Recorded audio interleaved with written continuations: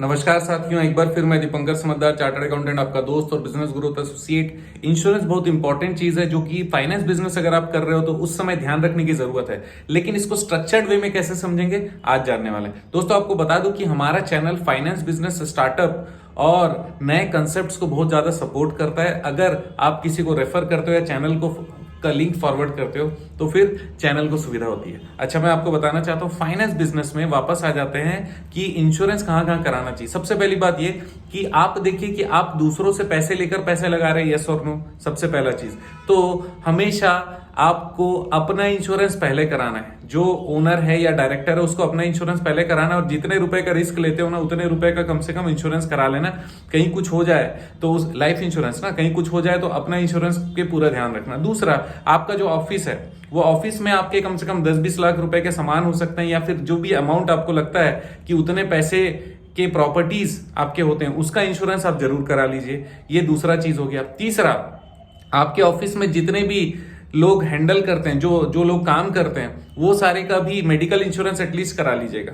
चौथा, अब जो कस्टमर की बारी आती है तो कस्टमर जो भी आपसे कनेक्ट होता है तो सारे कस्टमर का इंश्योरेंस भी आपको कराना चाहिए। कम से कम उतना अमाउंट, जितना अमाउंट आपसे लोन ले रहा है या फिर आप लोन दे रहे हो उसके डबल अमाउंट का इंश्योरेंस कराना चाहिए। क्यों?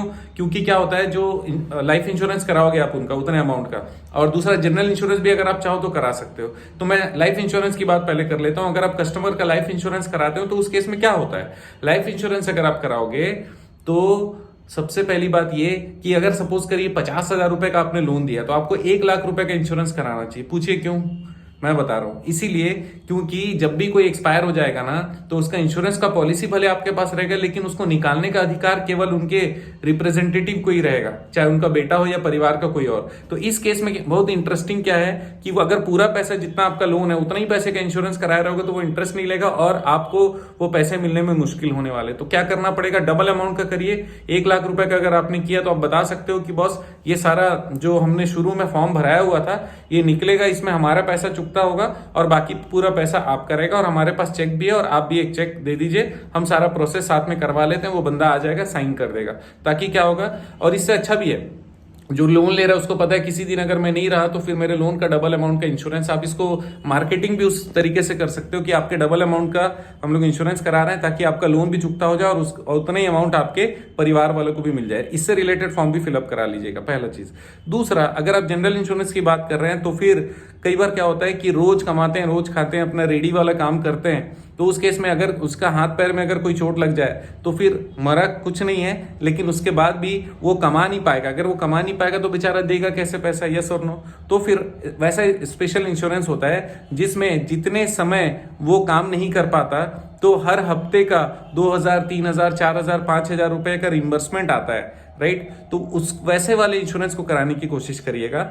और मेडिकल का तो फैसिलिटी उसको मिलता ही मिलता है, वो एक अलग बात है। अगर आप ESIC अपने एम्प्लॉयज के लिए करा सकते हो वो जरूर करा लीजिएगा। मैं और कस्टमर के लिए दो चीज फिर से बता दूं, एक तो लाइफ इंश्योरेंस वाला डबल अमाउंट का, और दूसरा आपको कराना है ताकि अगर वो इनकेपेबल हो जाए तो फिर वो इनकेपेबिलिटी के केस में भी एक लमसम अमाउंट मिले। सपोज करिए कि हफ्ते में आपका वसूली 1,000 रुपए लेकिन उसको 3,000 रुपए मिल जाता है तो आपका 1,000 रुपए देने में उसको कोई दिक्कत नहीं है और ये बहुत अच्छा वाला काम करोगे आप ये इंश्योरेंस को लेकर, राइट।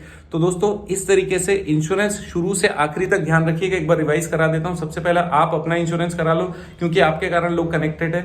दूसरा, आपके जो ऑफिस एरिया है ऑफिस को भी इंश्योरेंस करा लो, जनरल इंश्योरेंस आराम से कराया जा सकता है। तीसरा, अपने कस्टमर का इंश्योरेंस करा लो, लाइफ इंश्योरेंस और जनरल इंश्योरेंस दोनों। इसके अलावा अगर आपने गोल्ड या कोई प्रॉपर्टी रखा है, जैसे सपोज करिए निधि कंपनी उसने गोल्ड रख लिया, तो उससे रिलेटेड भी इंश्योरेंस आप जरूर करा लीजिए। पॉलिसी भले आपके जो कस्टमर है उनके नाम पे हो जाए, इसको ध्यान रखिएगा। तो उस केस में कस्टमर का 3 इंश्योरेंस हो गया। 3 टाइप के इंश्योरेंस पॉसिबल हो गए। सबसे पहला उसका लाइफ का, उसका जनरल का, नहीं कमाएगा तो देगा।